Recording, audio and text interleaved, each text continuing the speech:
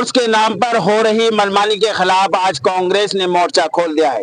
जिला और शहर कांग्रेस कमेटी ने महामहिम राज्यपाल के नाम एसडीएम संभल वंदना मिश्रा को ज्ञापन सौंपा है। हम बात करेंगे जिला कांग्रेस कमेटी के अध्यक्ष हाजी मोहम्मद आरिफ तुर्की साहब से। आरिफ साहब, किस तरह की मांगे रखी गई हैं इस ज्ञापन के माध्यम से? आज जो हमने ज्ञापन दिया है उसमें हमने यही मांग की है कि जो प्राइवेट स्कूल बहुत ज्यादा फीस वसूल रहे हैं, जो नियम विरुद्ध है, और फीस के साथ साथ ही जो वो कोर्स है, जो ड्रेस है, वो किसी फिक्स दुकान से जहां उनका अपना सेटिंग है वहां उनको बाध्य करते हैं, उनको मजबूर करते हैं वहां से खरीदने में, और उसके मैं समझता हूँ कई गुना ज्यादा रेट लेते हैं।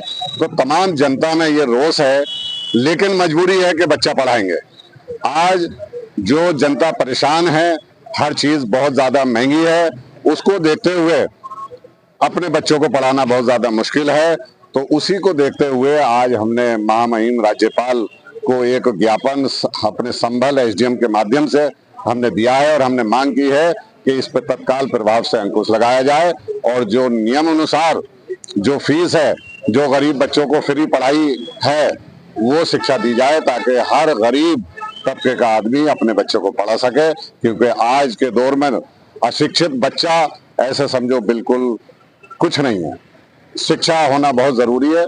तो इसीलिए हम कांग्रेस पार्टी इसके लिए तैयार है। मेरे साथ बात करने के लिए शहर कांग्रेस कमेटी के पूर्व अध्यक्ष तोकिर साहब मौजूद हैं। तोकिर साहब, लगातार संभल में जिस तरह से इस तरह की शिकायतें निकल कर के सामने आ रही हैं, क्या कहना चाहिए? क्या लग रहा है कि कांग्रेस के ज्ञापन के बाद कुछ बदलाव होगा, इस पर अंकुश लगेगा? कांग्रेस हमेशा से चिंतित रही है। कांग्रेस चाहती है कि हिंदुस्तान के बच्चे पढ़ें, और इसलिए कांग्रेस ने अपने शासन में राइट टू एजुकेशन दिया। राइट टू एजुकेशन का मतलब है कि जो गरीब बच्चे हैं, जो फीस देने में असमर्थ हैं, उनके एडमिशन प्रत्येक संस्था को एक मानक के अनुसार फ्री लेने पड़ेंगे। लेकिन संभल जिले के अलावा भी मैं समझता हूं कि किसी भी स्कूल में आरटीई के मानकों को पूरा नहीं किया जा रहा है। गरीब बच्चों को स्कूल से वापस कर दिया जाता है, उन्हें एडमिशन तक नहीं मिलता, फीस उनकी माफ करना तो बात की बात है। साथ ही मैं जो कोर्स की बात हमारी कांग्रेस पार्टी ने उठाई है, मैं ये भी कहना चाहूंगा कि डीएम साहब के माध्यम से कि जो सरकारी स्कूल हैं जिसमें किताबें खुद सरकार देती है, वो किताबें स्कूल में 6-6 महीने के बाद, यानी आधा सत्र निकलने के बाद वो वितरित होती हैं, स्कूलों में पहुंचती हैं, और वो भी आधी अधूरी पहुंचती हैं। मात्र 3-4 किताबें या 5 किताबें स्कूलों में पहुंच पाती है, पूरा सत्र निकल जाता है इंतजार में, और पूरी किताबें स्कूलों तक नहीं पहुंच पाती। तोकिर साहब, ऐसा प्रावधान है कि 3 साल में कोर्स बदलना चाहिए, लेकिन हर साल कोर्स बदला जाता है, तो क्या लगता है कि इसकी जरूरत है इसमें बदलाव की कहीं ना कहीं?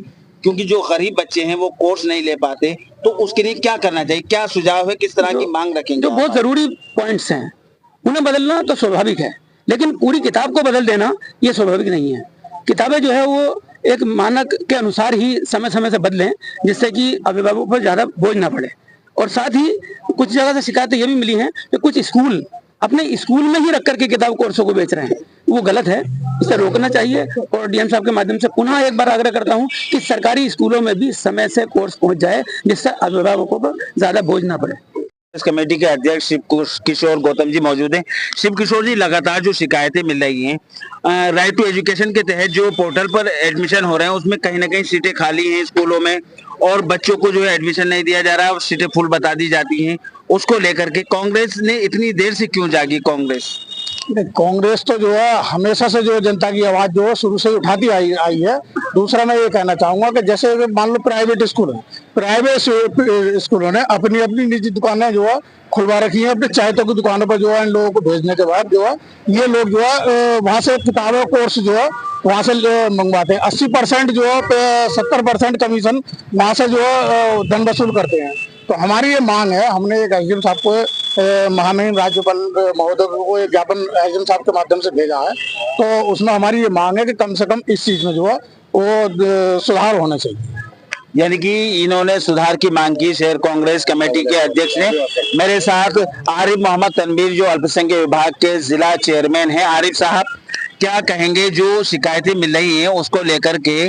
जो एक सबसे बड़ी समस्या है, जो पोर्टल पर एडमिशन के लिए अप्लाई होता है उसमें सबसे ज्यादा गड़बड़ियां सामने आ रही हैं, सीटें फुल होने की, गरीब बच्चा कैसे उसमें आरटी के लिए करे, तो उसके लिए आगे क्या रणनीति रहेगी कांग्रेस की?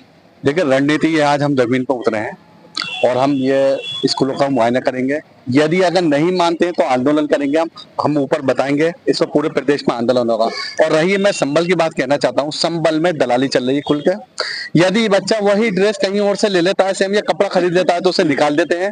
फीस अगर टाइम पे नहीं जाती है बच्चे की, तो उसे क्लास में सबके सामने जलील करते हैं, निकालते हैं, बच्चा रोता है। ये दलाली चल रही है। मैं सरकार से अनुरोध करना चाहता हूँ, एसडीएम साहब से भी अनुरोध करूंगा कि ऐसे स्कूलों का रजिस्ट्रेशन कैंसिल कर दिया जाए।